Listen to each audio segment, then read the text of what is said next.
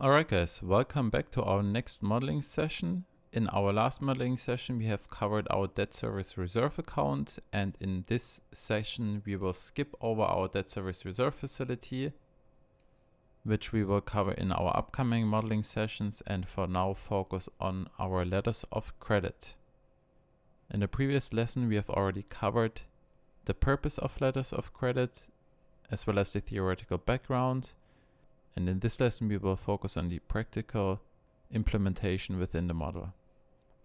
So let's flip over to our IM, and we will find our letters of credit assumptions within our second sheet of the IM. And for our project, we will need two letters of credit, one for our PPA off-taker. So the SPV has to issue a letter of credit to the PPA off-taker, which guarantees the PPA off-taker that the SPV will be able to make any payments that the SPV might be obliged to do within the PPA, such as liquidated damages or termination fees, which potentially might be due under the PPA in case the SPV defaults on its obligations under the relevant contract. Likewise, very typical, our EPC provider wants to make sure that the SPV will actually be able to make the payments due within our EPC contract. So if you flip back one page, you will notice that our full rep EPC costs 215 million euros. So what the EPC provider expects in our case is a back-to-back LOC amount of 250 million euros, which is basically a guarantee for the EPC provider that the SPV will be able to make payments. And if the SPV will be unable to make such payments, the EPC provider always can utilize the letter of credit and demand any shortfalls in payments from the issuing bank of the letter of credit. These letters of credit might be issued by the same bank that is providing the sculpted debt tranche or the overall financing amount. However, these letters of credit may also be issued by specialized banks which focus on such products. But for our purposes, it doesn't really matter who is issuing these letters. We just know what inputs we have to consider, and this is what we will do in this lesson. So let's start with our letter of credit for our PPA off-taker. Flip back over to the model. So our PPA LC is the first LC that we can turn on. You might notice that we have in total 5 letters of credit available within the model. For our purpose, we will need 2. So let's turn this on.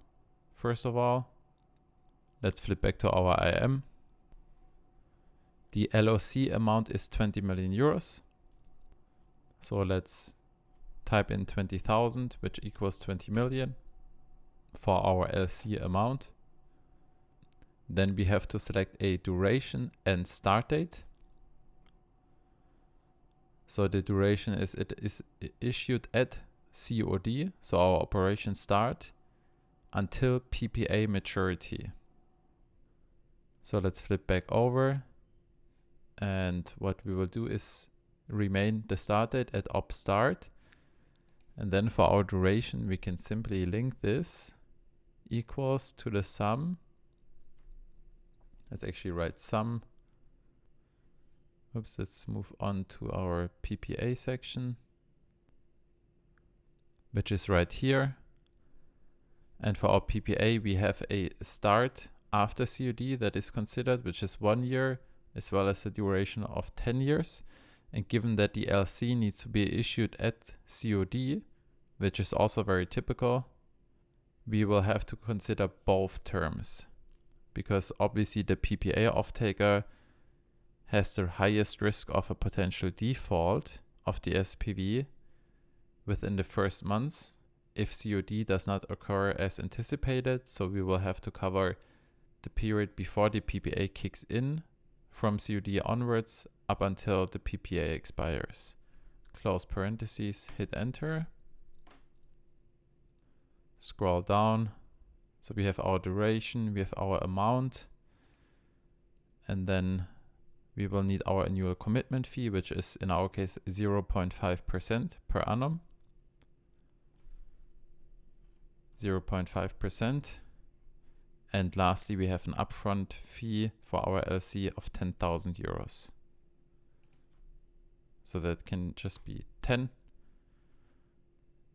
And let's see what happens in our calculation sheet. So we can just follow this input here, percent formulas, trace dependence, and we have one dependent right over in our letters of credit section.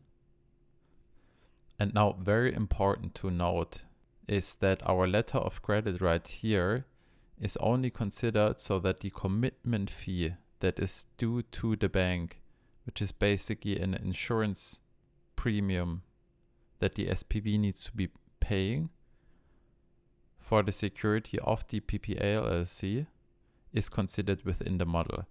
The model does not assume any enforced letters of credit, because once a letter of credit is enforced, that typically means that the project is in significant trouble, which then likely requires a complete restructuring of the overall model and business case. So within the debt structuring and debt sculpting process of a typical project finance transaction, letters of credit are only considered from a commitment fee perspective and not considered from an enforceability standpoint. So what you can see here is that we pay 10,000 of upfront fee at op start, as well as an ongoing commitment fee of 8,000 euros for each month up until the expiration of the PPA, which will take place on the 31st of December 2037. This will be running through the model as an letter of credit interest, and in total the SPV will owe roughly 1.1 million euros throughout the relevant period. Within the dashboard, you will also notice that here we have a section for total LC interest, but in comparison to our interest due under our sculpted tranche, this is a rather minor amount. Then let's move on and also implement our EPC LC. For our full rep EPC, we also have placeholders for a module supply agreement or turbine supply agreement LC. So often if you have a module supply agreement or TSA in place, which in our case is covered within our EPC itself because we have a full rep structure. But if you have a multi-contract approach, then you can implement this here. It basically has the same financial modeling mechanics as all the other letters of credit. So also feel free to readjust the labeling as needed right here.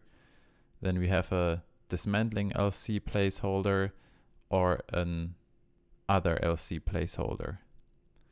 But in our case, we will turn on our EPC LC. So flip this switch to on, move back to our IM. Here our amount due is 215 million euros. 250 million euros. So essentially write 215,000. Then this letter of credit will actually be issued at construction start, so on our 1st of January 2025, and will expire with COD, which is 2 years later. So for our start date, we will select construction start, and this has already been selected for the EPC LC as well as for our MSA LC, given that these letters of credit are typically issued not at operation start, but rather at construction start. So we can keep this and select a 2-year duration. Or to make the model more dynamic, we will simply link this up here to our development / construction period divided by months year. Hit enter, which equals exactly 2 years. Then we are missing our annual commitment fee of 0.5% as well as our upfront fee of 10,000 euros. So let's also implement the 0.5% annual commitment fee and 10,000 euros of upfront fee. Hit enter. Let's flip over to our calc sheet. You can see that our EPC LC is also activated. And although this LC is actually just issued for a period of 2 years, our overall LC interest charge is almost double the amount as for our PPL LC. And this is due to the overall amount of 250 million euros, which matches our overall EPC expenditure. So here in total, we will have 2 years of interest with a roughly 90,000 euros of LC interest charge per month. Great. Let's flip over to our financial statements on an annual basis. And what you can see if you scroll further down is that there's a section within the cash flow statement for our letters of credit. You can see nicely how our EPC LC interest is due within our construction period. Our PPA LC interest is due within our PPA period. And we distinguish between cash flow available for debt service of CFETs before LC interest and after LC interest. So obviously these interests due right here have an implication on our overall debt sculpting amount. Because once we consider these interest payments, there are less CFETs available for our sculpting and thus for our senior tranche. And then further down below, you will also notice that we have our total LC interest expense within our income statement. And since we have changed the material input, we get some checks. We have a master macro fail because our overall capital structure and our sculpted interest as well as our principal need to be adjusted. And this is due to the fact that within the construction period, we will need to fund a SPV cash reserve account, which is currently roughly 9.5 million euros, which will then be able to cover our total LC interest expense within our construction period. And due to lower CFETs during our sizing tenor, right here, we will need to slightly resculpt our debt. So let's flip back over to our inputs time independent sheet, hit the master macro button.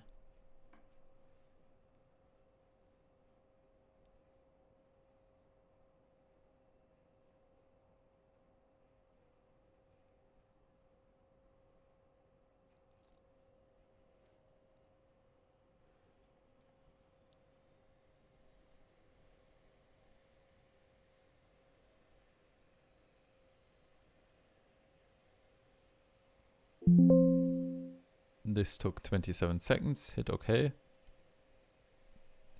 We don't get any further checks. Let's jump back to our dashboard. And if you scroll down, you can see that especially during our construction period, we now have a significant interest charge. So here, the light green section is our debt and LC interest. And obviously the EPC LC interest has been added onto this overall charge during our construction period.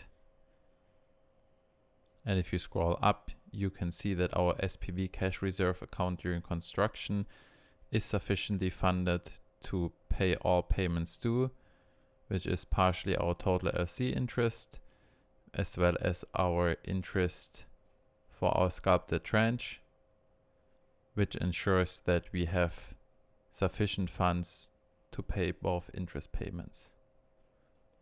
And by the way, this SPV cash reserve account would also consider any operational expenditures that might be due during our construction period, so that the SPV will have sufficient cash available to pay for both operational expenditures and any debt interest due during development and construction periods. Alright guys, this was it for this modeling session. And in our next lesson, we will focus on the implementation of our equity assumptions. Alright guys, I will see you there.